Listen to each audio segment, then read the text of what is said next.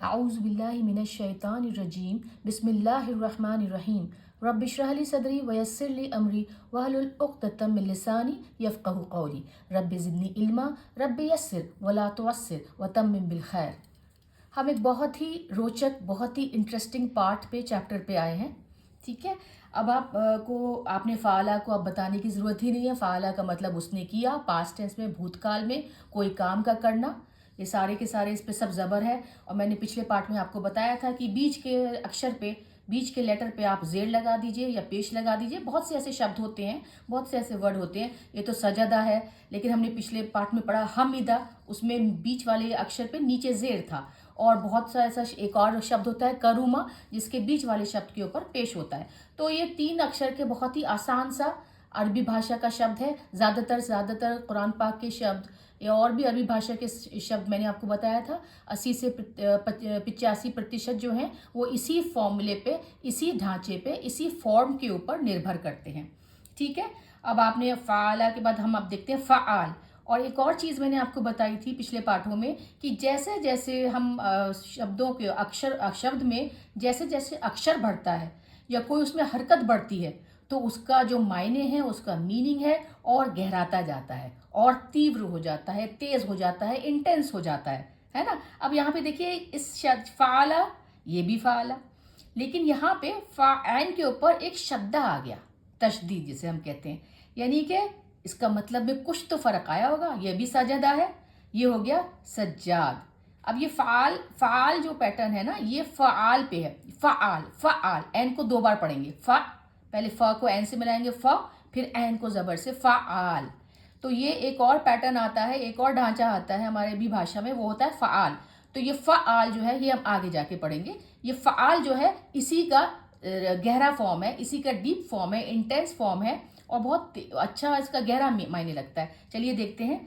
सजदा हम जानते हैं, सजदा क्या होता है? सजदा जिसने झुका, जिसने सजदा किया, भूतकाल में, पास्ट टेंस में। और हमने उसके बाद फाइल पढ़ा था साजिद, सजदा करने वाला। अब देखिए साजिद, अब यहाँ पे क्योंकि जगह नहीं थी तो बार बार फाइल, फाला, फाइल, मफल, मफूल, वो सब लिखना ठीक नहीं था, और उसकी यहाँ पे पेपर की कमी भी हो जाती है। लेकिन जैसे जैसे आप लोग अगर मेरे पाठों को, मेरे चैप्टर्स को 1 से फॉलो करते हुए आ रहे हैं, उसको देखते हुए आ रहे हैं, तो आपके लिए चीज़ें बहुत आसान हो जाएंगी। एक के बाद एक, स्टेप बाय स्टेप, छोटा छोटा करके आगे बढ़े हैं हम लोग। ठीक है, सजदा, उसने सजदा किया। साजिद, सजदा करने वाला, जो मैंने यहाँ नहीं लिखा क्योंकि हम लोग बहुत बार उसको पढ़ चुके हैं। अब हम आए फ़आल पैटर्न पे, सज्जाद। सज्जाद किसे कहते हैं? सज्जाद वो जो हमेशा सजदे में रहे। देखिए, तशदीद लगने से, शद्दा लगने से साजिद का मतलब कितना गहरा गया।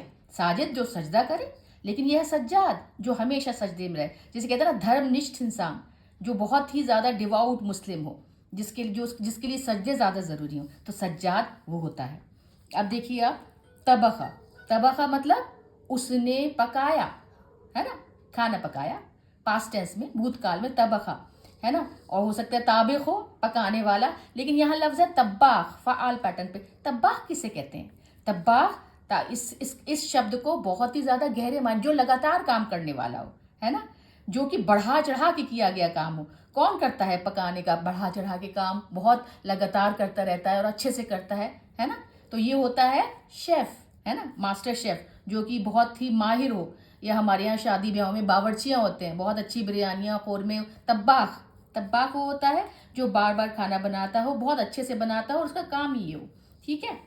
अबसा, ये देखिए, ये लफ्ज़ आपने सूरह अबसा में देखा है। अबसा का मतलब क्या है? उसने त्योड़ियाँ चढ़ाई, यानी कि उसने अपनी दोनों भवों को ऐसे करके जोड़ा, नापसंदीदा अंदाज में। उसको कोई चीज़ नापसंद लगी, नापसंदीदा लगी, तो उसने अपनी दोनों भवों की त्योड़ियों को जोड़ा, उसे कहते हैं अबसा।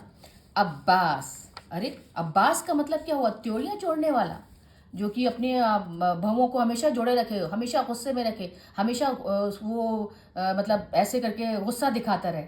तो ऐसा क्यों, ऐसा लफ्ज़ क्यों था? ये पुराने जो हमारे अरबी भाषा के जो शब्द हुआ करते थे ना, पुराने जो जाहिलियत के दौर में, या उससे पहले भी अगर हम देखें, तो उस समय, उस वक्त जो थे, अरबियों को 3 चीज़ें बहुत प्रिय थी, बहुत प्यारी थी। क्या क्या थी? उनका ऊँट, उनकी पोइट्री, उनकी कविता, और उनके योद्धा, लड़ाका, क्योंकि वो ज़माना ही अलग था।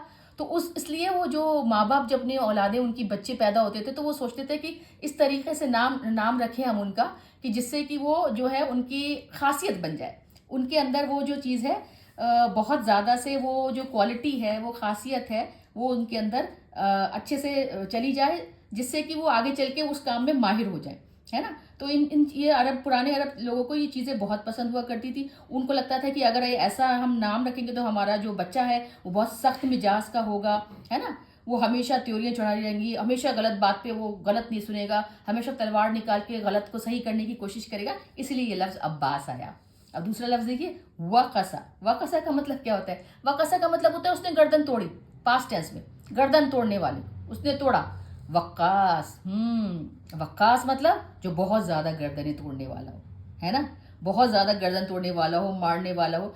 तो मैंने आपको पहले ही बताया कि दौरे जाहिलियत की जो कविता या पोएट्री होती थी उसमें तो आप यकीन नहीं मानेंगे कि कुछ कुछ लफ्ज़ कत्ताल करके भी आते थे और एक आध लफ्ज़ शैतान भी आते, जो जितने नाम में भारीपन है, जितने नाम में ज़्यादा क्रूरता है, ज़्यादा अत्याचारी हैं, ज़्यादा जुल्म करने वाले लोग हैं, जो खासियतें हैं, वो जाहिलियत के दौर में वैसे नाम भी रखे जाते थे।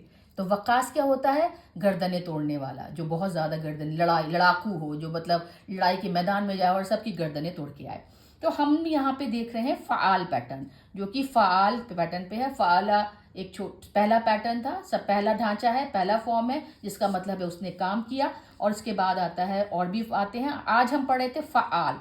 फ़आल का मतलब होता है कोई भी चीज़ बढ़ाई हुए किसी चीज़ को वर्णन करना, बढ़ा चढ़ा के जिस चीज़ का हमें दिखाना, दर्शाना, फ़आल के ढांचे में वो दर्शाया जाता है।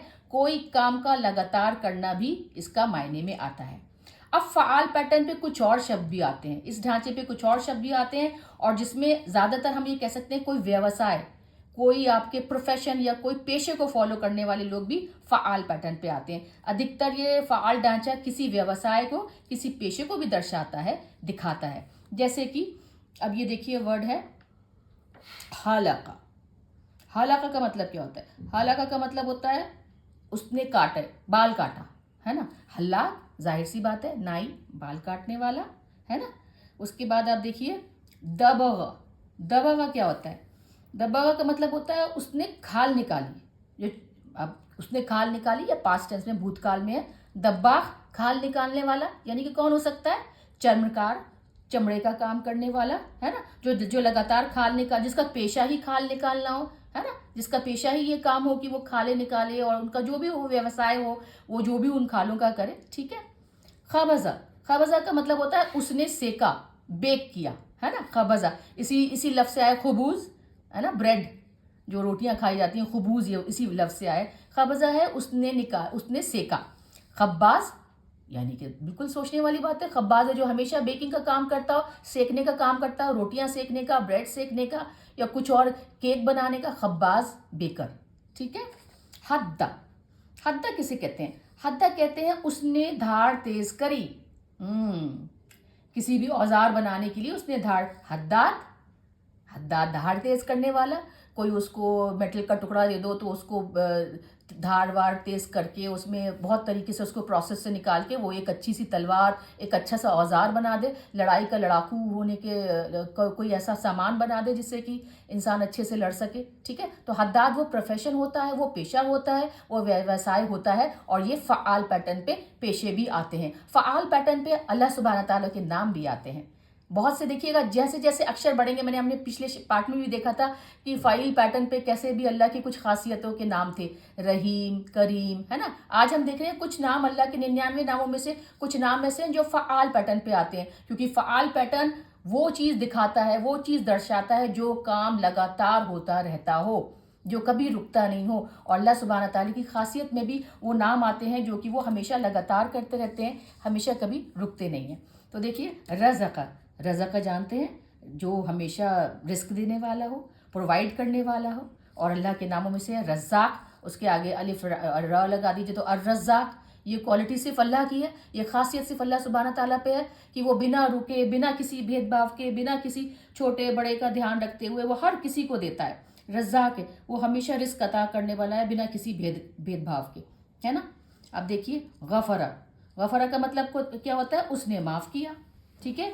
गफ़्फ़ार, ये अल्लाह सुब्हान ताला की खासियत, ये सिर्फ अल्लाह सुब्हान ताला के ऊपर ही सूट करती है, उन्हीं के ऊपर जचती है। अल गफ़्फ़ार, और गफ़्फ़ार क्या होता है?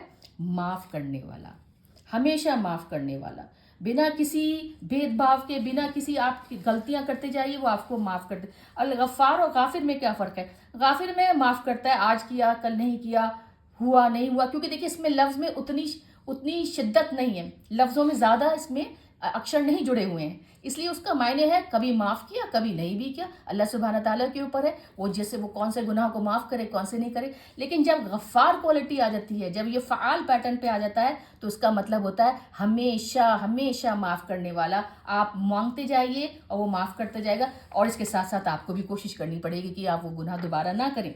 ठीक है।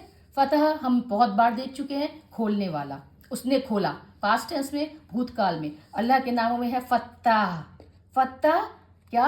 हमेशा खोलने वाला। क्या खोलने वाला? इंसानों के ऊपर परेशानियां आई हैं, मुसीबतें आती हैं, बहुत कुछ उनकी तकलीफ़ों से वो गुजरते हैं, तो अल्लाह सुब्हान ताला ही है जो उनके लिए रहम के दरवाजे खोलते हैं, परेशानियों से आसानी की तरफ। फ़इन्ना मअल उसरि युसरा, ये सिर्फ अल्लाह सुब्हान ताला। तो फत्ताह की क्वालिटी, ये खासियत अल्लाह सुब्हान ताला की है, जो हमेशा खोलने वाले हैं, हमेशा वो आपकी परेशानियों के लिए उससे आसानियाँ, उसकी तरफ, आसानियों की तरफ आपको ले जाने वाले हैं। वहबा, ये भी बड़ा खूबसूरत वर्ड है, ये बहुत खूबसूरत, बहुत ही सुंदर ये शब्द है। इसका मतलब होता है तोहफा दिया, उसने कुछ दिया। हाँ, और अल्लाह की क्वालिटी है वहाब। सोचिए क्या मतलब हो सकता है? देने वाला। और जब क्योंकि ये फ़आल पैटर्न पे है, तो हमेशा देने वाला, लगातार देने वाला, बार बार देने वाला। मैं बार बार कहती हूँ, बिना किसी भेदभाव के, बिना किसी जाति पाति के, बिना किसी रंग और किसी भी चीज़ के, छोटा बड़ा ऊंचा सबको देता है। क्या? देखिए, हवा, पानी, है ना, सूरज, चांद, और हम नींद, खिलाता है, सुलाता है, तोहफे हैं ये, ब्लेसेड है ये, हम सब रहम, उसकी रहमत है। और हम लोगों पे तो बहुत रहमत है कि उसने हमें मुसलमान घरों में पैदा किया।